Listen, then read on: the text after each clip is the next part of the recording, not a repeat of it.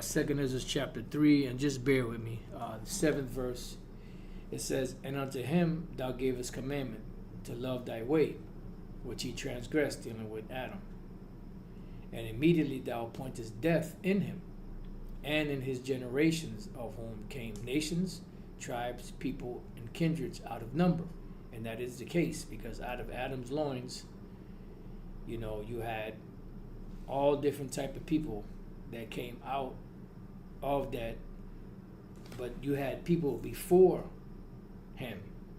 So what you have to understand is, prior to the flood, you had many people on the earth. It wasn't just Adam and Eve, as they teach you. You had a group of individuals known as Adamites. And this is why you have the 3 classifications of men. Genesis 5:1, "This is the book of the generations of Adam, in the day that the Most High created man. In the likeness of the powers made he him.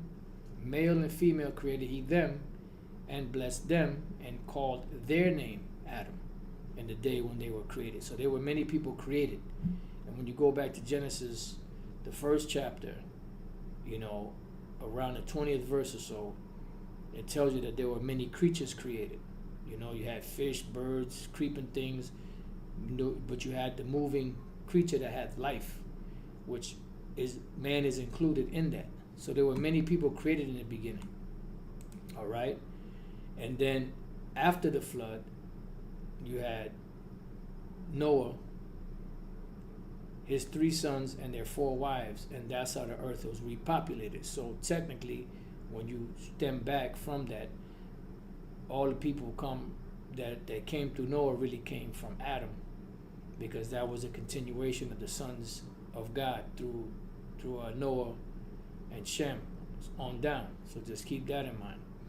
"And unto him thou gavest commandment to love thy way, which he transgressed, and immediately thou appointest death in him, and in his generations, of whom came nations, tribes, people, and kindreds out of number." So you had many people back then, right? "And every people walked after their own will, and did wonderful things before thee, and despised thy commandments." Because the word back then, the commandments were back then, but they were oral. This is why the Most High had respect unto Abel's sacrifice, and he didn't have respect unto Cain's sacrifice, because Cain knew better, but he didn't do better. He knew better, but he didn't do better. "And again, in process of time, thou broughtest the flood upon those that dwelt in the world, and destroyest them." So all of those people back then were all destroyed. Right? "And it came to pass in every of them, that as death was to Adam, so was the flood to these." So that's what it's talking about when it says, as in Romans 5:12, "Wherefore as by one man sin entered into the world, and death by sin, and so death passed upon all men, for that all have sinned." So all those people that were back there with Adam, after Adam went off and death came upon them, eventually they were all destroyed in the flood. Okay? Except for Noah, his 3 sons, and their wives, which was 8 souls.